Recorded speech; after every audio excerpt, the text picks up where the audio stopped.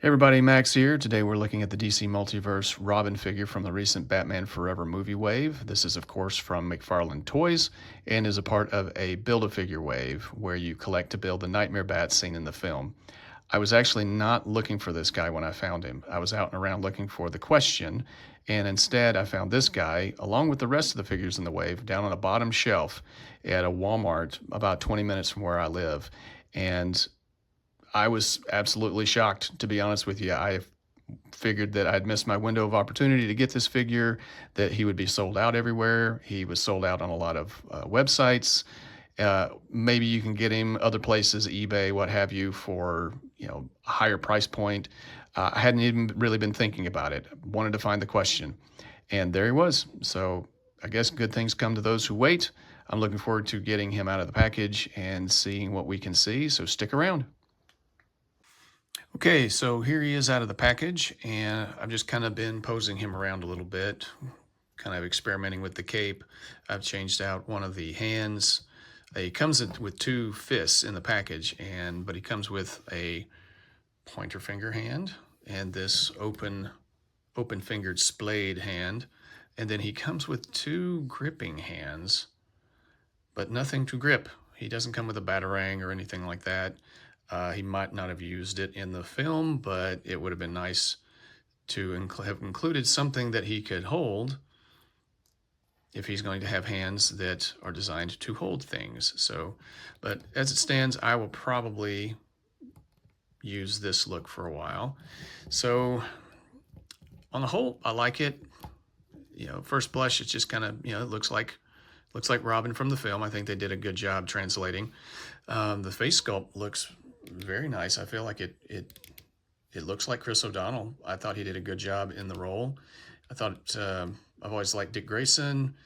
The only problem that I have, and this is the one of the disappointments I have with this figure, is the paint. Just, I guess I thought this was initially like a brown piece of plastic or even black and had the flesh tone painted on, but it's a flesh tone piece of plastic with the brown and the black, and the paint apps are just a little bit spotty. So the sideburns there are, the brown doesn't match the brown of the hair.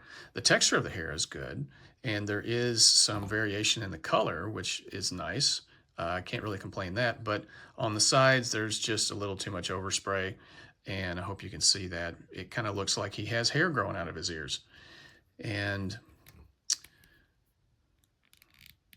it also kind of looks like, I don't know, you might not be able to see it, but it looks like he has a scar on his face. But in terms of, the eyes look good. They got that right. The mask is sculpted well. There's some detail on it. And there's even the R at the center of the mask. So let's see if you can see that. So there's an R right there in the center of the mask. Can't fault him for that, but yeah, Robin needs to shave his ears. But other than that, it looks good. I may have to do a little tweaking to get it right, but let's get into the articulation a little bit. So he can look down that far and look up that far. I think it's hard for me to tell. I did try to take the head off, but it's on there good and tight, so I'll probably have to heat it up to get it off, but I'm a little afraid to try, so I may just, but I think McFarlane's are the dumbbell joint for the most part. The neck is solid too. It's a solid piece, so it's not going to float around or you can't remove it or anything. Collar paint is decent for the most part. There's a little overspray, or maybe not enough. Yeah, it's kind of around the collar there. But it is what it is, I guess. The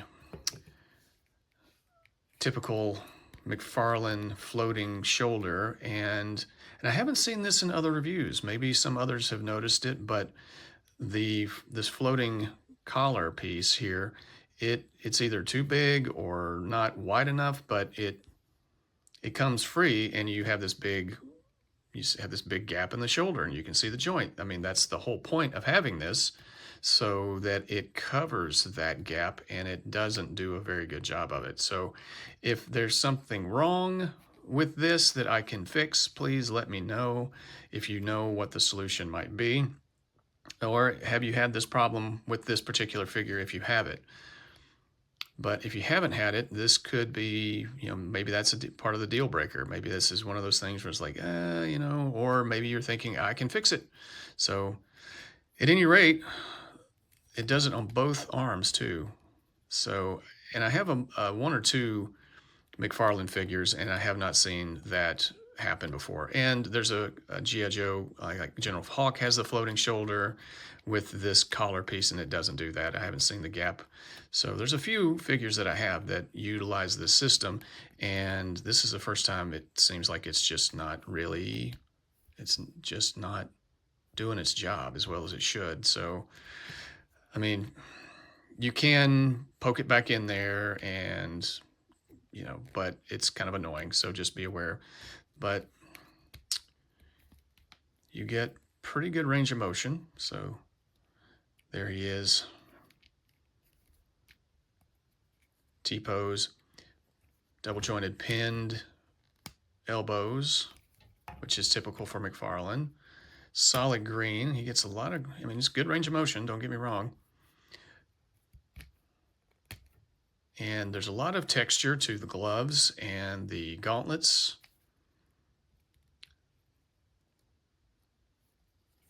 On both the right and the left. And the spines here are flexible but not flimsy. Pretty good ab articulation. At least in terms of rotation and back. And there's no gap when he goes all the way back. I was actually expecting that. Pretty good detail because it goes all the way up, like the abs and the muscle tone there. But he only goes forward that far. So let me see if I can get him. That's it. He goes forward that far. He goes back further than he goes forward, which is unfortunate and seems to be par for the course with this type of articulation. It's interesting how McFarlane just kind of, where they put the break in the torso piece. So instead of just kind of smoothing it out, having one just kind of continuous line, it's kind of follows the contours of the muscles. Maybe you like that, maybe you don't. I'm more concerned about, chipping over time. So I guess I more prefer, more of just a continual line like you've seen on some other figures. And you can also see that this shoulder collar is still, it's poking out. So yep, that's gonna annoy me. And it's such a shame too. I was really looking forward to this figure. We can't be 100% pleased with everything, I guess. The gold on the, I guess these are the fasteners, is pretty good. The red and gold on the Robin logo is solid. I like that. It does have the bat nipples. I still shake my head over that to this day. The belt, all solid gold. And I've heard some people complain that the interior piece around, there's a border around the Robin symbol that should be green, if I'm not mistaken. So it doesn't have that. And then it has your diaper piece. Now, I don't really like McFarlane's diaper system, but it's tolerable with characters that have belts of some sort to cover it up, and so it helps cover up that odd break right there at the waist. But I still don't like how far down this comes, because it limits articulation, and there's no thigh cut, which is something that I just bugs me to no end. And the hip joint system that they have here also limits, unless I'm doing something wrong. If there's a hidden secret to the McFarlane thigh hip system, let me know, because putting a character in a running pose is going to stretch out this, and it's rubber.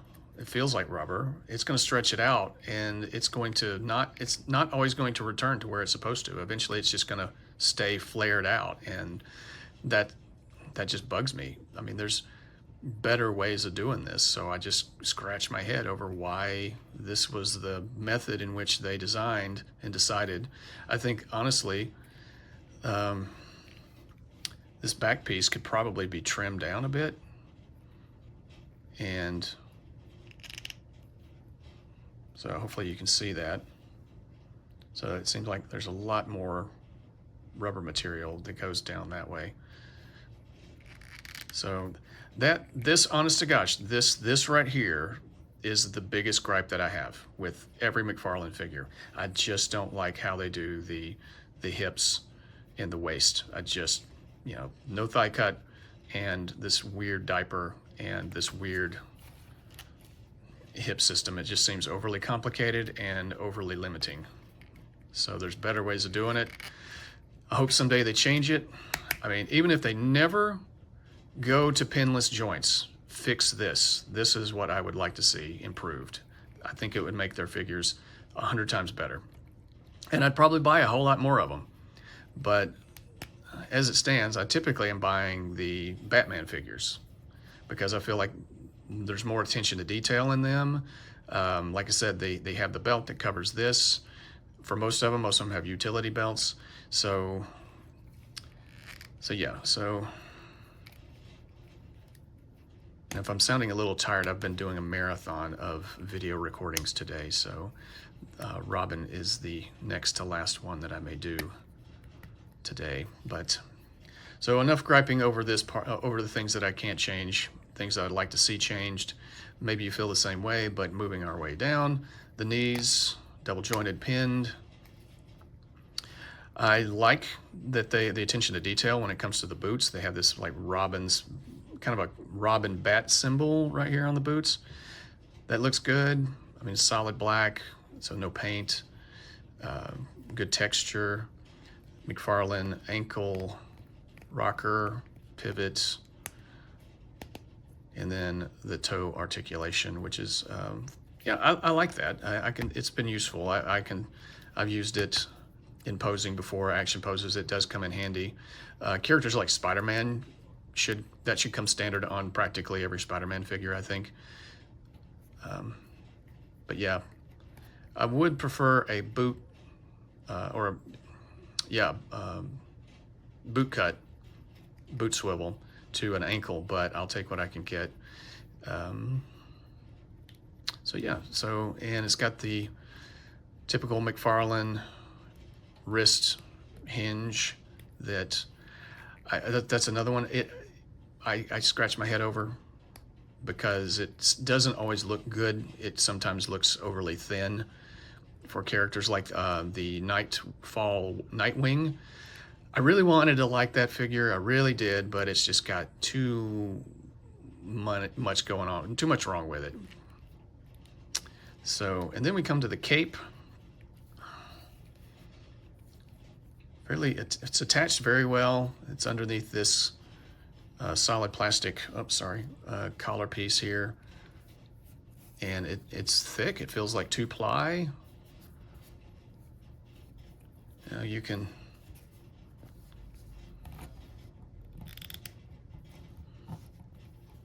do a lot of different things with it.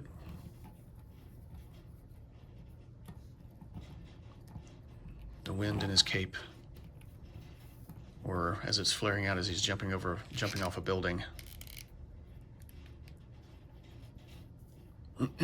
Or it's just one of those cold Gotham nights. He's just feeling chilly. And so you can drape it over his shoulders.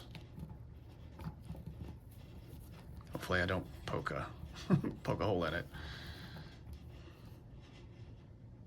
So yeah. So that is Mr. Robin. Have you been able to find him? Did you pick him up? Do you collect all things McFarlane, all things DC Multiverse? Do you share my criticisms?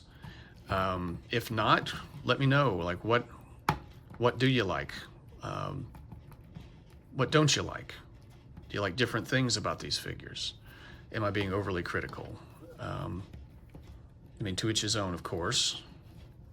But let me know what you think in the comments section. And there is neutral pose for our Mr. Acrobatic Dick Grayson Robin figure from DC Multiverse. I am glad I found him. I was surprised to find him in Walmart. For the most part, I do like him. I don't regret purchasing him. And wow, just moving him around, that red is coming. Wow. I don't know, can you see that on the red there in the crotch? Wow, it's already starting to peel. Well, that's not cool. Yeesh. You should have done another pass on that one. Well, and this is the only painted red on this figure. This is molded red plastic on the top and bottom of the torso, so there's no paint there. They just added that paint over the rubber of the diaper to make it conform with the look of the costume from the movie. And it's already starting to peel. So, I'm either going to just either touch it up, or I might just strip it all the way off and just be done with that, or paint the whole thing. I don't know. Yeah, it won't look like the costume from the movie, but it'll make my OCD happy. All right, I'm gonna try and get this guy to stand. I'm having a hard time trying to wrap up the video here. Okay, well, I'm just gonna lean him back there. So what's my rating for this guy? There's a lot that I do like. What I typically don't like, I don't like on every multiverse figure. So some paint problems with the collar. I think I'm gonna give him a 7.5. I mean, the sculpt is good, the cape is great. I can't fault the sculpt of the face. For the most part, I like it. I know that the colors don't match. There's more metallic coloring to the costume in the movie, but that doesn't really bother me a whole lot. The kind of muted color that it has now. But yeah, I think 7.5, 7.5 warp factor for this guy. I think he's definitely worth adding him to your collection. If you're a Dick Grayson fan, I'm probably more of a Dick Grayson fan than I am a Batman fan. So having different versions of Nightwing or Robin, Dick Grayson is cool to me. So I like the character. So yeah, pick him up if you can find him, order him. You can probably find him off of Amazon now. It's a little higher price, but at least you can get him. I don't know when it would be delivered to you, but I think it's still sold out on various other online outlets. I just happen to find this guy in a Walmart, so maybe you will too. Let me know what you think in the comments. Am I being a little overly critical? Should I raise the score or lower the score? What would you give it? Anyway, good talking to you, and I'll see you guys on the next one.